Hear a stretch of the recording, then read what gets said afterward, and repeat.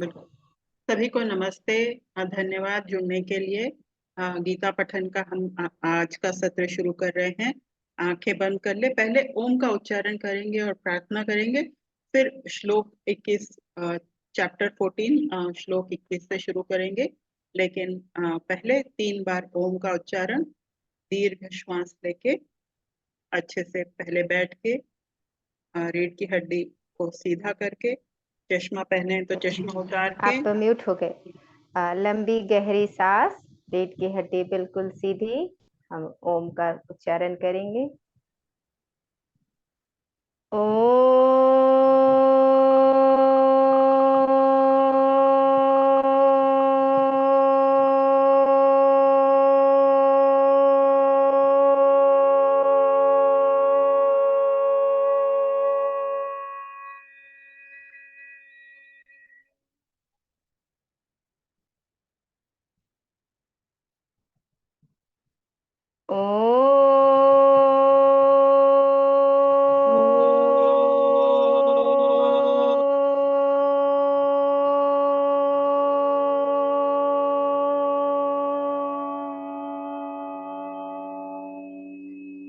आनंदं कृष्णं वन्दे जगद्गुरुम्। कृष्णं वन्दे जगद्गुरुम्। सभी का बहुत बहुत धन्यवाद मेरे साथ प्रार्थना बोलने के लिए। Thank you so much.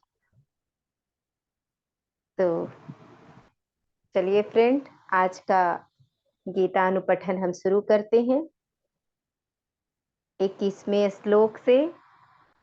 तो आज का गीता अनुपठन शुरू करने से पहले सारे गुरुजनों को कोटि कोटि नमन, सभी देवी देवताओं को कोटि कोटि वंदन, सभी को कोटि कोटि प्रणाम। चलिए 21वां श्लोक। कैर्लिङ्गैः स्त्रीन् गुणानेतान् अतीतो भवति प्रभो किमाचारः कथं चैतान् स्त्रीन् गुणानतिवर्तते।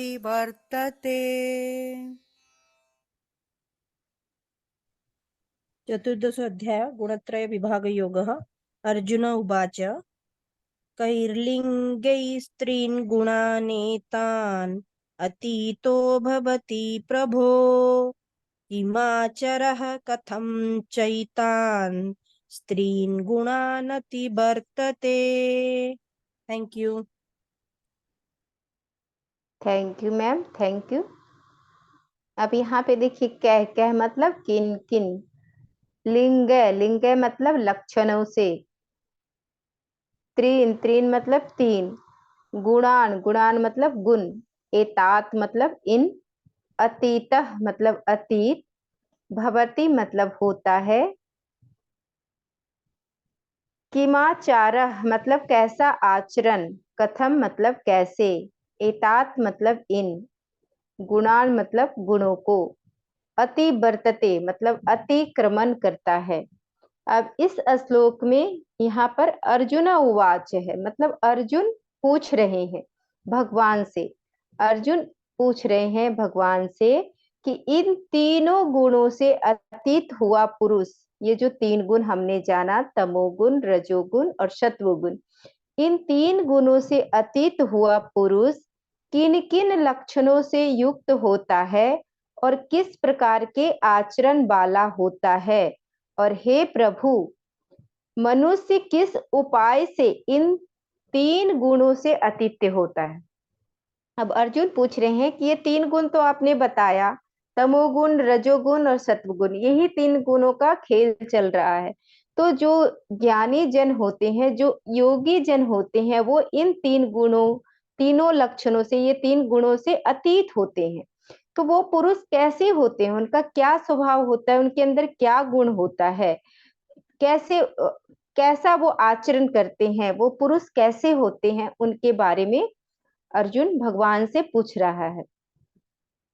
यहाँ अर्जुन भगवान से एक प्रश्न पूछते हैं। वो कहते हैं, अर्जुन कहते हैं कि हे प्रभु, आप मुझे बताइए कि जो तीनों गुणों से पार हो जाता है, ऐसा मनुष्य कैसा दिखता है जो तीनों गुणों से पार हो जाता है? उसके क्या लक्षण होते हैं? वह कैसे उठता है, बैठता है, खाता है, पीता है, कैसा आचरण करता है? उसकी पहचान कैसे हो, कैसे उसकी पहचान हो कि यह मनुष्य तीन गुणों से पार हो गया है? ये सारे प्रश्न अर्जुन भगवान से पूछते हैं। अब भगवान हैं वो अर्जुन कहते हैं कि उस पुरुष का कैसा आचार व्यवहार होना चाहिए, वो जो पुरुष है वो संसार के गुणों से कैसे ऊपर उठेगा, मतलब उसके बारे में आप बताइए, उस पुरुष के गुणों के बारे में जो गुणातीत हो, तीनों गुणों से ऊपर उठ चुका हो, ऐसे पुरुष के बारे में आप मुझे बताइए। तो अब श्री भगवानुवाच, अगला श्लोक हम सुनेंगे कि भगवान उनको क्या बताते हैं। तो चलिए अब हम 22वां श्लोक पे चलते हैं।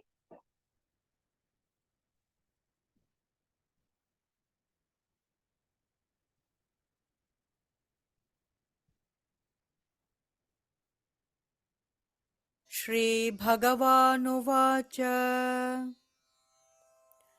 प्रकाशं च प्रवृत्तिं च मोहमेव च पाण्डव न द्वेष्टि सम्प्रवृत्तानि न निवृत्तानि काङ्क्षति।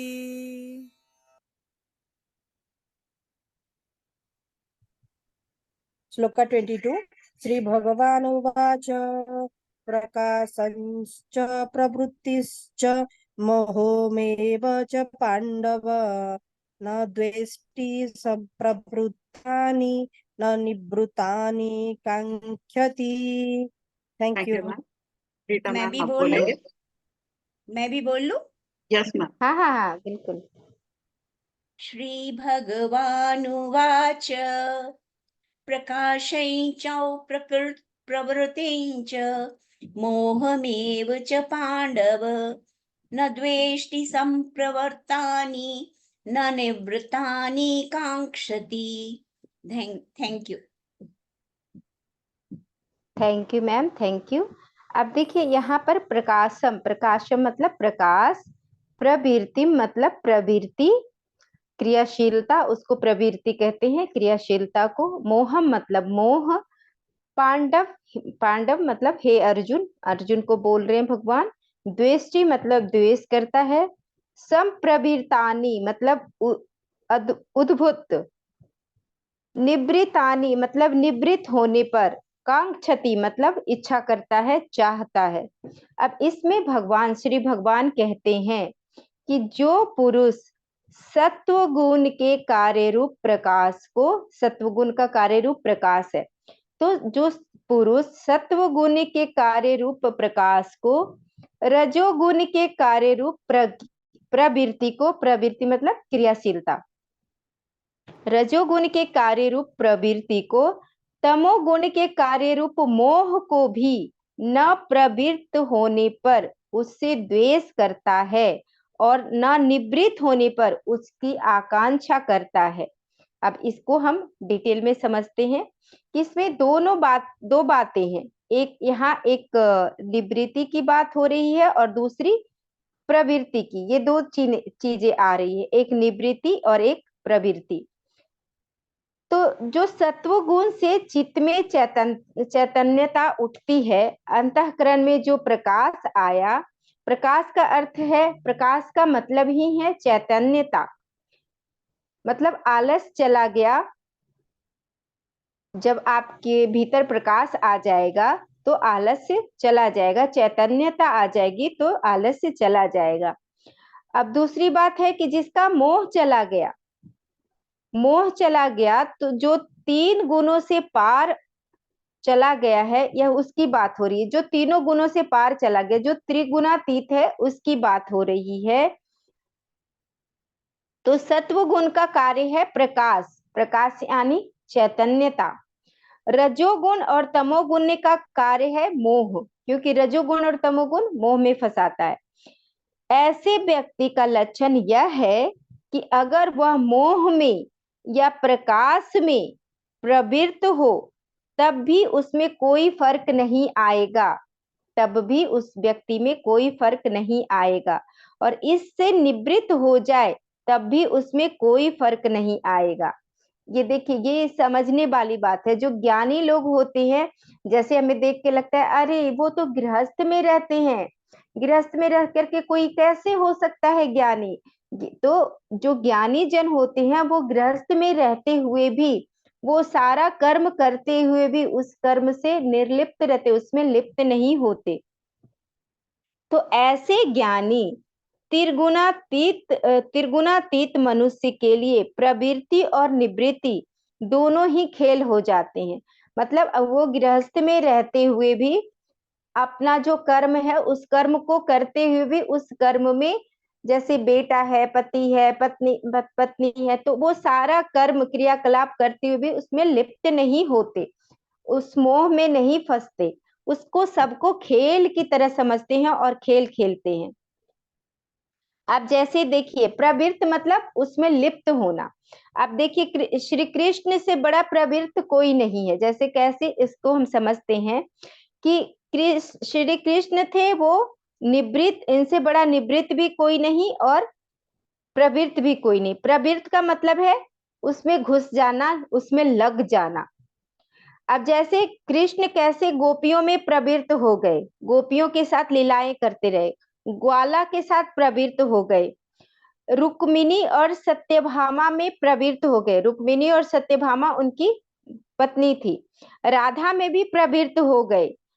द्रौपदी से प्रेम, अर्जुन से प्रेम, और ऐसा प्रेम कि यह सब समझते थे कि बस अब ये मेरा ही है। तो ये कृष्ण की क्या थी, प्रवृत्ति थी कि सब में प्रवृत्त हो गए। पर जब कृष्ण अपना रुख मोड़ते हैं, अपना रास्ता मोड़ते हैं, तब कृष्ण बहुत से बड़ा निवृत्त भी कोई नहीं, क्योंकि जो राधा उनकी प्राण प्रिया है, और जब वो गोकुल छोड़ दिए, जिस दिन गोकुल छोड़ दिए, कभी पलटकर भी राधा को उन्होंने नहीं देखा, राधा को याद भी नहीं किया। जो भी गोपियां थी, गोपियां, नंद बाबा, यशोदा, ये सब के साथ उनका बहुत लाड़ प्यार था, नाच गाना सब होता था। लेकिन जब एक बार उन्होंने त्याग दिया तो फिर वो उन्होंने पलट कर नहीं देखा।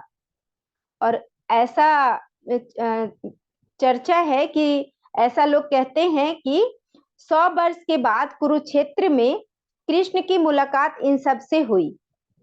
जो गोपियां थी, नंद बाबा थे, यशोदा थी, इन सब से हुई। नंद बाबा और यशोदा ने 100 वर्षों के बाद कृष्ण से मुलाकात की, कृष्ण से मिले, तब भी उनको बस देखना हुआ। ऐसा नहीं कि हाँ उसमें उनके प्यार में वो लिप्त हो गए कि अरे, जैसे हम सब मनुष्यों में होता है कि इतने दिन के बाद देखते हैं तो हमें बड़ी याद आती है, हम उनके बिना रह नहीं पाते। हमें क्या लगता है, हमसे ये हो गया मोह कि हम बच्चे परिवार के साथ रहते हैं और हम उनके साथ बहुत अटैच हो जाते हैं, बहुत उनसे प्यार होता है, लेकिन प्यार के साथ साथ अटैचमेंट होता है। वो अटैचमेंट क्या होता है, हमारे मन को उधर ही खींचता है, हम उनके बगैर, लगता है कि हम उसके बगैर तो हम जी ही नहीं पाएंगे। तो ये होता है अटैचमेंट। लेकिन ज्ञानी लोग वो प्रवृत्त भी नहीं होते, निवृत्त भी नहीं होते, उनकी अवस्था ही अलग होती है। हमारा क्या होता है, हम बहुत अटैचमेंट बना लेते हैं, बहुत अटैच हो जाते हैं। तो ये है त्रिगुणातीत व्यक्ति का लक्षण कि वो बिल्कुल ना तो निवृत्त होते हैं ना तो प्रवृत्त होते हैं। वो अपने कर्म को करते हैं, जो उनका कर्तव्य है उस कर्तव्य कर्म को करते हैं और उसमें वो लिप्त नहीं होते। तो संसार की प्रवृत्ति उनको बांधती नहीं है और संसार की निवृत्ति में वो ऐसे सहज रहते हैं जैसे सांप अपनी केचली छोड़ जाता है, क्योंकि वो भीतर से मुक्त होते हैं।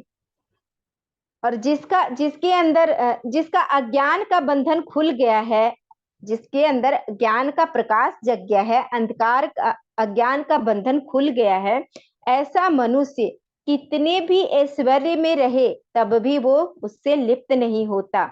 अगर वो बंदा बहुत ऐशो आराम से भी रह रहा है फिर भी उसमें लिप्त नहीं है। अगर उसको कुछ नहीं भी मिल रहा है, सब कुछ ऐशो आराम छीन लो, तब भी वो मस्त है। अगर उसको कोई कपड़ा भी नहीं मिले तब भी वो मस्त है, तब भी वो मस्त रहता है, कोई फर्क नहीं पड़ता। उसको अपनी निवृत्ति का भी कोई अभिमान नहीं होता, प्रवृत्ति का भी कोई अभिमान नहीं होता। तो इस प्रकार ये त्रिगुणातीत मनुष्य का लक्षण यह है कि उसका कोई लक्षण ही नहीं होता, क्योंकि ये बिना वो किसी लक्षण का, ना तो वो प्रवृत्ति में ज्यादा प्रवृत्त होता है, ना ज्यादा ना निवृत्त होता है, उसका कोई लक्षण होता ही नहीं है। वह प्रवृत्ति में रहे, निवृत्ति में रहे, साधु होकर रहे, गृहस्थ होकर रहे, ज्ञानी व्यक्ति कैसे भी रहे, कोई फर्क नहीं पड़ता। तो इस तरह से हमें कई बार ये सवाल आता है कि अरे वो तो महात्मा था, बहुत ये रह रहा था, अब वो ऐसे गृहस्थ में चला गया, ऐसे गृहस्थ में रहने लग गया, ऐसे हम जजमेंट करने लग जाते हैं। लेकिन हम उसकी मनोस्थिति को नहीं जानते ना, तो हम ऐसे जजमेंट करने वाले कोई नहीं होते। इसीलिए पत्री सर ने बोला है नो कंप्लेंट नो जजमेंट। आप नहीं जानते उसकी मनोस्थिति क्या है, हो सकता है उसके अंदर ज्ञान, उसके भीतर ज्ञान हो, तो वो कैसे रह रहा है, क्या कह रहा है, हमें उस पे जजमेंट नहीं करना। अब जैसे एक इसको हम उदाहरण से समझते हैं कि जैसे स्वामी राम तीर्थ जो थे वो उन्होंने बहुत प्रेम से सन्यास धारण कर लिया और खूब अच्छे से आनंद में वो मस्ती में रहते थे, प्रचार करते थे, साधना करते थे, सब कुछ करते थे। लेकिन जब उनका अंत काल आया, जब मृत्यु का समय आया, तो मृत्यु के समय में कुछ दिन पहले वो भगवा वस्त्र पहनते थे। जो सन्यास लेता है वो भगवा वस्त्र धारण कर लेता है। सन्यास का मतलब ही होता है कि मैं संसार के लिए मर चुका हूँ, इसलिए उसने पहले ही वो कफन डाल लिया, वो भगवा वस्त्र धारण कर लिया। भगवा वस्त्र का मतलब ये है कि मैं कफन पहन लिया, तो उन्होंने कफन वो भगवा वस्त्र धारण कर लिया। लेकिन मृत्यु के कुछ समय पहले वो सफेद वस्त्र पहनने लग जाते हैं। तो कई लोग उनसे पूछते हैं कि आप ऐसा कैसे कर सकते हो? तो उन्होंने कहा कि मैंने ये भगवे वस्त्र किसी उद्देश्य के लिए पहने थे, वो उद्देश्य पूरा हो गया। अब बिना कारण मैं अपने सन्यासी होने का दबदबा दूसरे पर क्यों रखूं? जो चाहा था वो हो गया, जो अज्ञान का पर्दा था वो उठ गया, तो अब मैं भगवे वस्त्र क्यों पहनूं, क्यों रखूं? जो राम तीर्थ थे वो विवाहित थे, वो गृहस्थ में थे। तो ये हिंदू मैरिज एक्ट कहता है कि अगर कोई भगवा वस्त्र एक बार पहन ले तो उसका पत्नी से स्वतः ही तलाक हो जाता है, उसे अदालत जाने की कोई जरूरत नहीं। तो उन्होंने भगवे वस्त्र उतार दिए। अब उनका शरीर गंगा जी में प्रवाहित किया गया मृत्यु के बाद। तो उस समय उनके शरीर पर सफेद धोती थी, भगवे कपड़े नहीं थे। तो इस तरह से जो त्रिगुणातीत व्यक्ति होते हैं वो मोह की प्रवृत्ति को, मतलब मोह की प्रवृत्ति को भी बुरा नहीं समझते और उसकी निवृत्ति की भी कोई आकांक्षा नहीं होती। जो है सो वो सभी को स्वीकार कर लेते हैं। उसकी निवृत्ति हो जाए तो भी अच्छा, मतलब जैसे पत्री सर कैसे कहते थे, कोई भी दिन अच्छा या बुरा नहीं है। जैसे हम कहते हैं आज का दिन अच्छा है, ये दिन अच्छा नहीं है, या ये इसका गुड लक है, ये बैड लक है, या गुड मॉर्निंग या गुड मॉर्निंग। तो वो कैसे बताते थे कि गुड मॉर्निंग और गुड इवनिंग क्या होता है? कोई इवनिंग बुरा भी होता है क्या? कोई मॉर्निंग बुरा भी होता है क्या? अच्छा दिन बुरा दिन क्या होता है? सब इक्वल है, कोई अच्छा दिन कोई बुरा दिन नहीं। तो ऐसे ज्ञानी जन पुरुषों के लिए कुछ अच्छा नहीं कुछ बुरा नहीं। तो यहाँ पर जो ज्ञानी पुरुष होते हैं वो सन्यासी होकर रहे, गृहस्थ होकर रहे, जैसे भी रहे, वो गुणातीत है, त्रिगुणातीत हैं, वो जैसे भी रहे कोई फर्क नहीं पड़ता। तो वो अपनी जिंदगी जीने के नियम, जो ज्ञानी जन होते हैं अपनी जिंदगी जीने के नियम खुद ही तय करते हैं और उनके ऊपर कोई धर्म का डंडा नहीं चलता, क्योंकि वो स्वयं धर्म मूर्ति हो गए हैं। तो ऐसे जो ज्ञानी व्यक्ति होते हैं वो हर स्थिति में खुश रहते हैं, हर स्थिति को स्वीकार करते हैं, अच्छा हो बुरा हो, क्योंकि उनके लिए कुछ है ही नहीं, ना अच्छा है ना बुरा है, ना सुख है ना दुख है। सुख से भी परे जा चुके हैं, दुख से भी परे जा चुके हैं। तो ये यही है, ऐसे व्यक्ति को हम, ऐसे गुणों वाले व्यक्ति को हम त्रिगुणातीत कहते हैं, जिनको किसी चीज से कोई लेना देना नहीं है। तो चलो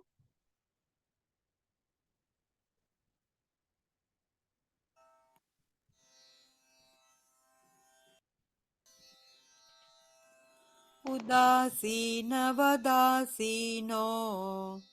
गुणैर्योर्न विचाल्यते गुणा वर्तन्त इत्येव योऽवतिष्ठति नेङ्गते। श्लोक 23 उदासीनो बिबदासीनो गुणैर्योर्न विचाल्यते गुणा वर्तन्त इत्येवं यो अवतिष्ठति नेङ्गते। Thank you. जी। Thank you ma'am, thank you. उदासीन वदासीनो गुणैर्यो न विचालप्ते गुणावत् वर्तन्त इत्येव योऽवतिष्ठति नेङ्गते। Thank you. Thank you ma'am, thank you.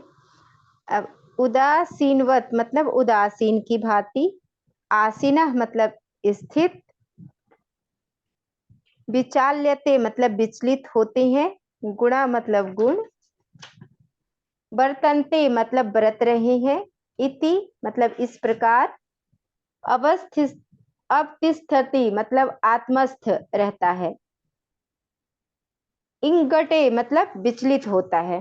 अब इसको समझते हैं कि जो साक्षी के सदृश स्थित हुआ, गुणों के द्वारा विचलित नहीं किया जा सकता और गुण ही गुणों में बरतते हैं, ऐसा समझता हुआ सच्चिदानंद में एक ही भाव में स्थित रहता है और उस स्थिति से चलायमान भी नहीं होता।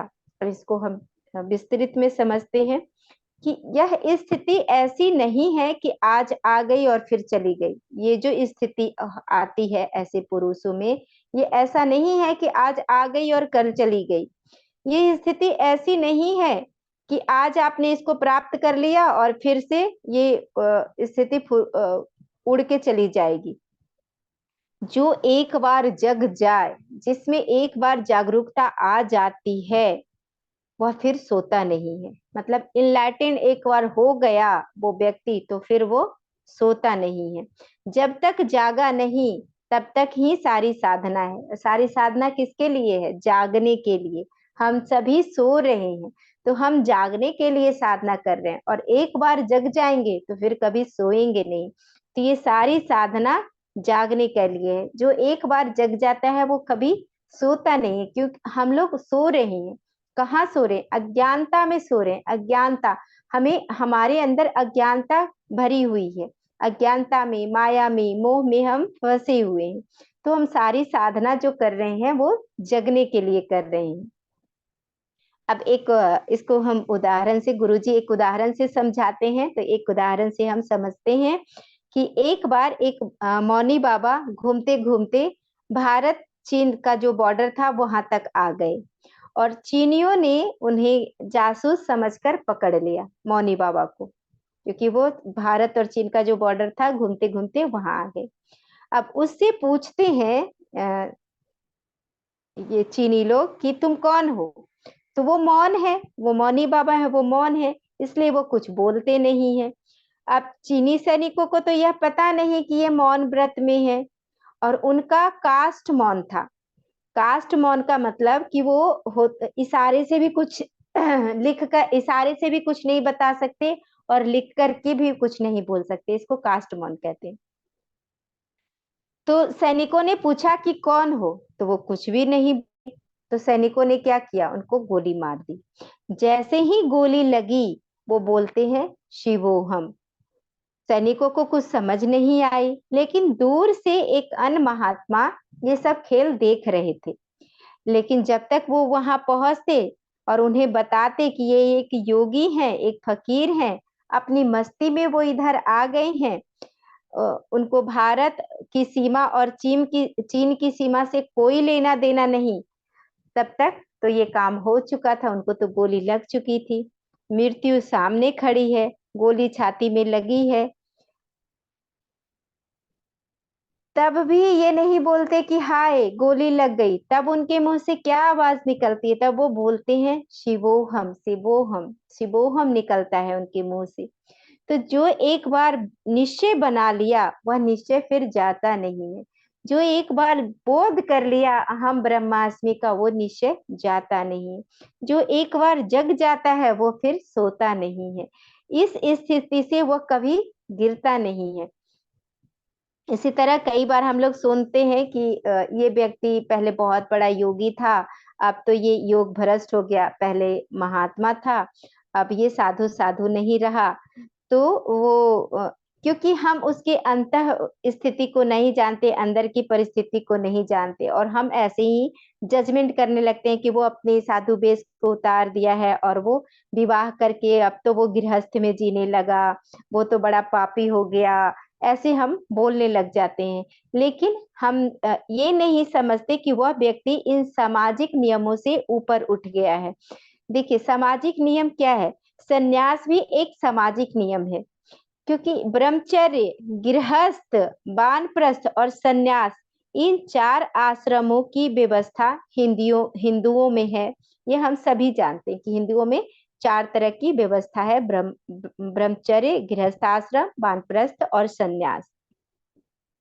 इसलिए ये चारों अवस्थाएं हिंदू समाज व्यवस्था का हिस्सा है। तो अगर कोई कहता है कि मैं सन्यासी हूँ, तो ये इस बात की, ऐसा वो अगर मान रहा है कि मैं सन्यासी हूँ, तो वो इस बात का घोषणा कर रहा है कि अभी भी वो समाज का हिस्सा है, क्योंकि सन्यास उसी का, हिंदू का ही एक अवस्था है, एक जो सामाजिक नियम है, जो आश्रम का अवस्था है, वो उसी अवस्था के, उसी समाज का हिस्सा है, ये वो बता रहा है। तो जिसने 3 गुणों का उल्लंघन कर दिया है, मतलब जो तमोगुण, रजोगुण और सत्वगुण, इन तीनों से ऊपर उठ गया है, वह न सन्यासी है, न गृहस्थी है, न वानप्रस्थी है, न ब्रह्मचारी है। वो सबसे ऊपर उठ चुका है, वो कुछ भी नहीं है। फिर क्या बचता है, शून्य। तो वो शून्य हो जाता है। वो शून्य में, तभी पत्री सर ने क्या बोला, मुख में मौन और मन में शून्य, यही है ध्यान। इस अवस्था तक हमें पहुंचना है कि मुख से मौन, मतलब मुख में मौन रहना चाहिए। जब जरूरत हो तभी आप बोलो, जब आवश्यकता हो तभी बोलो, जितने शब्दों की आवश्यकता हो उतनी शब्दों को निकालो। और मन में शून्य, मन में कोई विचार नहीं चलना चाहिए। हमेशा हमारे मन में तो अभी तक विचार चलते रहता है, जब देखो अनवरत विचार चलते रहता है। तो ये मन में शून्य, उस स्थिति तक पहुंचना है कि मन आपका शून्य हो जाए, तो ये ध्यान की अवस्था होती है। तो चलिए फिर हम 24वें श्लोक पे चलते हैं।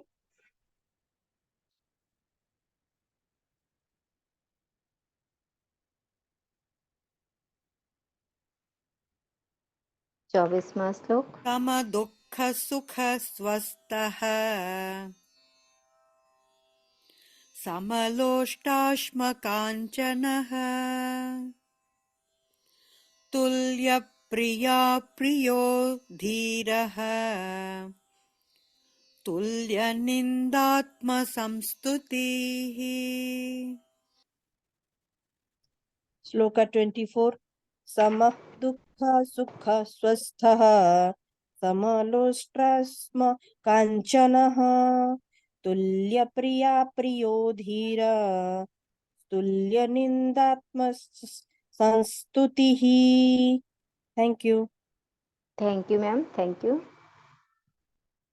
सम दुःख सुख स्वस्थ समलोष्टा समकाञ्चनः तुल्य प्रिया प्रियो धीरस् तुल्य निंदात्मा संस्तुतिः। Thank you. Thank you ma'am, thank you. सम दुख सुख मतलब दुख सुख में समान। स्वस्थ मतलब स्वरूप में अवस्थित। समलोष्टा कांसना मतलब स्वर्ण पाषाण खंड और मृतिका खंड को समान देखने वाला। तुल्य प्रिया प्रिय मतलब प्रिय और अप्रिय में समान। धीर मतलब धीर।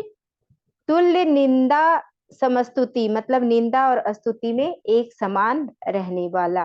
अब थोड़ा इसको समझते हैं कि जो पुरुष निरंतर आत्मभाव में स्थित हुआ, सुख दुख को समान समझता है। सुख भी आया चला जाएगा, दुख भी आया चला जाएगा, टिकने वाला कुछ भी नहीं है। तो जो सुख और दुख को समान समझता है, मिट्टी पत्थर स्वर्ण को समान समझता है। स्वर्ण भी सोना भी उसके लिए मिट्टी के समान है। तो उस मिट्टी पत्थर स्वर्ण को भी समान समझता है। लोहे में और सोने में कोई फर्क नहीं देखता। लोहा है कोई बात नहीं, वाह वाह। सोना है वाह वाह, कोई फर्क नहीं। जो धैर्यवान है, जिसको प्रिय अप्रिय निंदा स्तुति भी बराबर है, सब इक्वल है। अब जैसे कैसे हमारी अगर कोई निंदा करे तो हमें डर लगने लगता है कि अरे ये हमारी बुराई कर रहा है, कहीं हमारा सेशन अच्छा नहीं हो पाया तो, कहीं कोई कुछ बुरा बोल दिया तो, कहीं कोई उल्टा सीधा बोल दिया तो, कितना हम डरते हैं। पर जो योगी जन होते हैं वो मस्त रहते हैं, उनको कोई फिक्र नहीं, क्योंकि वो अपने आप को कर्ता नहीं मानते, वो अपने आप को जरिया मानते। मैं कराने वाला कौन, ये शरीर तो जड़ है, इसमें जो प्रकाशक है, इस शरीर के भीतर जो प्रकाशक है वही तो सब करवा रहा है। तो वो अपने आप को कर्ता नहीं मानते, वो अपने आप अपने शरीर को इंस्ट्रूमेंट मानते हैं। तो वो सब चीज में, हर चीज में मस्त रहते हैं, कोई प्रभाव उनके ऊपर नहीं पड़ता, इसलिए उनको हम मस्त कहते हैं।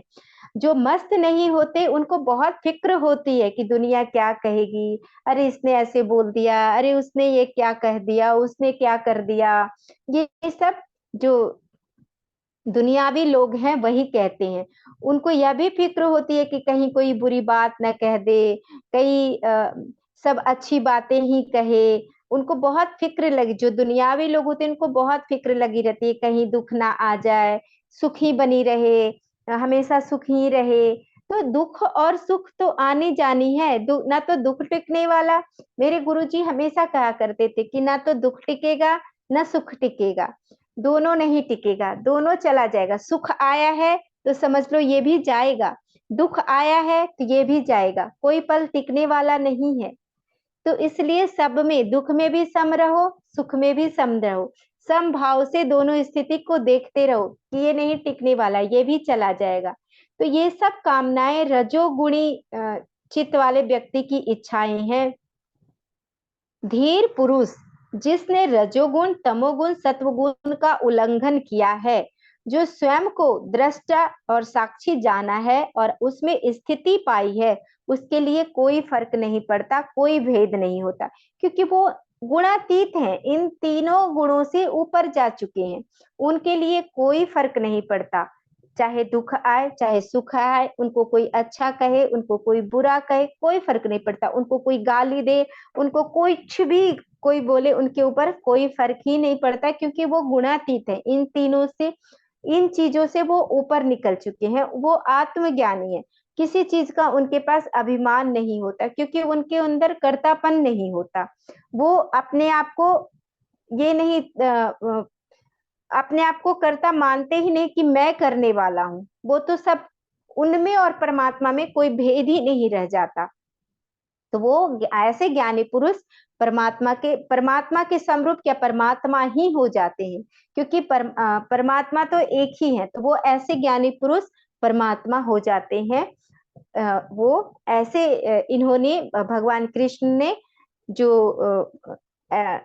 अर्जुन ने पूछा था कि उनका क्या ऐसा होना चाहिए, ऐसे पुरुष का क्या गुण होना चाहिए, कैसे हम समझेंगे कि ये तीनों जो गुण है, इन तीनों गुणों से परे जो पुरुष की योग्यता होनी चाहिए वो क्या होनी चाहिए, कैसे पता चलेगा। तो उसके बारे में भगवान ने इतने अच्छे से समझाया कि वो पुरुष हर एक स्थिति में, हर एक परिस्थिति में सम रहेगा, उसके हृदय में कुछ भी नहीं, वो हर तीनों गुणों से अतीत रहेगा। और कोई उसकी निंदा करे, कोई स्तुति करे, कोई तारीफ भी करे तो कोई फर्क नहीं, उसमें भी वाह वाह, निंदा करे तो भी वाह वाह, सुख आया तो भी वाह वाह, दुख आया तो भी वाह वाह, कुछ भी, कपड़े है तो भी वाह वाह, खाना है तो भी, भोजन मिले तो भी वाह वाह, ना मिले तो भी वाह वाह।